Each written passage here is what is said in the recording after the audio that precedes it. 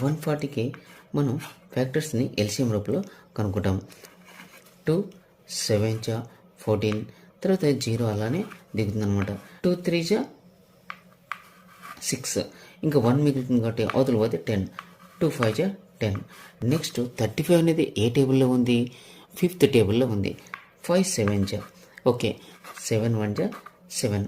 Okay friends, ఇక్కడ 140కి మనకి factors వచ్చినట్టే. therefore prime factorisation of 140 equal to ఎన్ని చూడండి, 2 2 5 7 ఇవే ఇక్కడ రాయాలన్నమాట. 2 నెక్స్ట్ 2 నెక్స్ట్ 5 నెక్స్ట్ 7.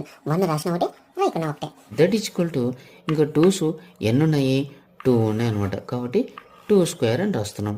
5 1 ఉంది, 7 1 ఉన్నాయి. So that is prime factorisation of 140.